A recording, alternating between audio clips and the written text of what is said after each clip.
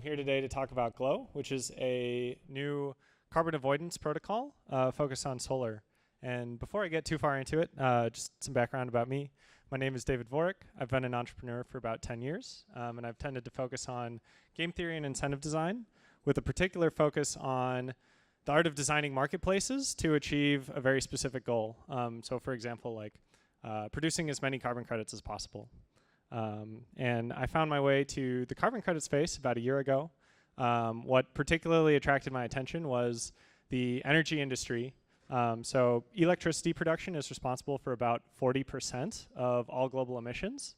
And if we migrate cars and trucks to being electric vehicles, that number jumps closer to 60% of all emissions. So if we could get our electricity infrastructure to be solar and other renewables, we could reduce global emissions by more than half. And so, yeah, I was kind of surprised to learn that the carbon credit industry really has focused away from solar, especially in the past 5 years. And the main tool that we've historically used to incentivize solar is called the renewable energy credit. It gives you incentives for producing renewable energy, and it's kind of very indiscriminate. It doesn't care where that electricity is going or what it's offsetting, whether it's offsetting, you know, hydro or nuclear or something dirty like coal. And it essentially adds incentives to projects that are already very profitable.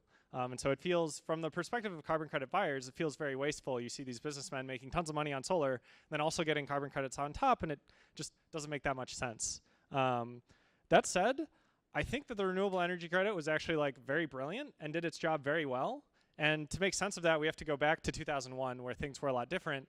We didn't have like smartphones or IoT, and actually, if you remember, like your phone was connected to the wall, like drilled into the wall, and then if you wanted to use the phone, you couldn't use the internet, or if you wanted to use the internet, you couldn't use the phone. So like, it's a very different era. And solar panels, today I've seen panels sell for as little as 10 cents a watt in bulk. And in 2001, the cheapest you could get like actual solar panels was about $5 a watt. And so solar just could not exist at all without financial assistance. The industry was zero. There was no like industrial solar. It was all altruistic projects. So the goal of the renewable energy credit was really to get solar onto its feet, get it from a state of like 0 or non-viable to like 5%, which is where we're at today, get it viable.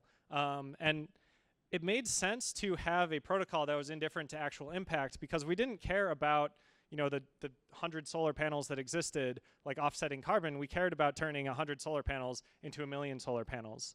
And so it made sense to make something that was like very easy to implement, very indifferent to actual impact, and instead focused on sheer quantity of production or sheer volume of production. And I would say that the renewable energy credit was super successful. I think that much of like the solar industry we have today, we owe its bootstrapping to the renewable energy credit, and it accomplished its goal somewhere between 2015 and 2018.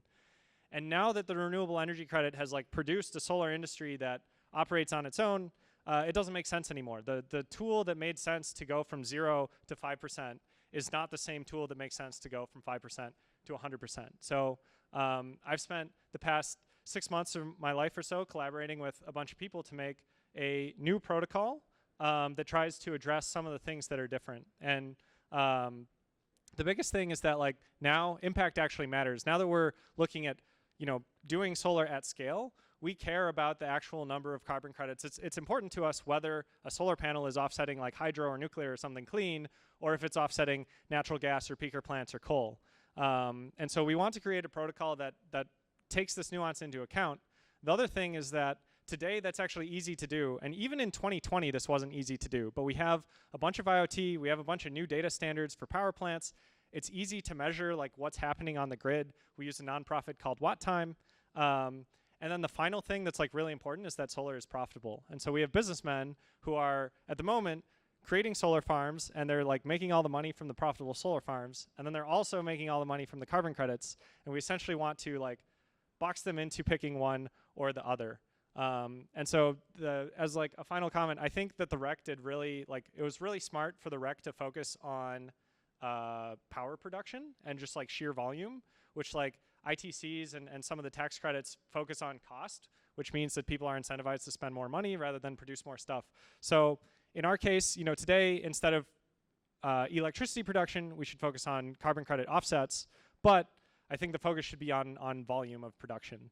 And so we turn that into the GLOW protocol, and there are like 3 major things that the GLOW protocol does. The first is that we use a data provider, a non-profit data provider called WattTime, to convert electricity production into offsets. And that's going to depend on what zip code you're in. So if a solar farm in Maine is going to produce different amounts of offsets per kilowatt hour than something in Kentucky or Florida, where the grid characteristics are different. The second thing that we do is we capture all of the revenue from the solar farm. So essentially we say, if you want to participate in GLOW, GLOW will pay you enough money for your carbon credits to fund the entire solar farm. However, you have to give up all of your revenue back to GLOW. And so a lot of GLOW's financing comes from the revenue produced by solar farms that is effectively purchased. And what that means is that because these solar farms are like self-subsidizing, we can turn $1 of carbon credits into as much as $20 of solar panels. And so effectively we tell businessmen that they have to pick. Either you get all the carbon credits and we get all the revenue, or you don't participate and you get all the revenue, that's fine, but then you don't get any carbon credits if you're gonna not participate. And then the final thing that we do that was like really important to me personally is that GLOW has like a treasury of cash that it uses to pay solar farms as they produce carbon credits.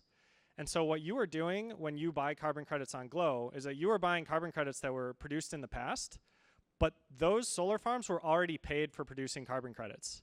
All of the money that you give to the GLOW protocol goes to funding future solar farms. And so there's this like nice incentive alignment where it's like if you're overpaying for carbon credits or the price is super high, it's not that someone in the past who made carbon credits in the right place at the right time got super lucky and is getting a ton of your money. All of your money is going to future production of carbon credits, and it gets spread out over a 4-year period. And so I really wanted to make sure that that was a thing and that's how that worked.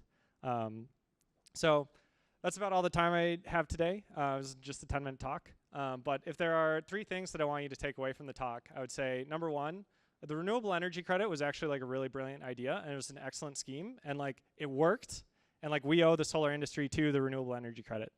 2 is that the renewable energy credit worked, and now it's done, and now it doesn't make sense anymore, and we need to move on. And then the third thing is that whether GLOW or some other protocol, we should have a protocol that focuses on scaling solar from 5% to 100%. And any protocol that's going to do that effectively needs to capture the revenue for itself. We can't let the people building solar farms get both all the profits and all the carbon credits. We have to make them pick. And so yeah, I'll be around for the rest of the day. If you want to ask questions, come find me. Other than that, thank you for listening.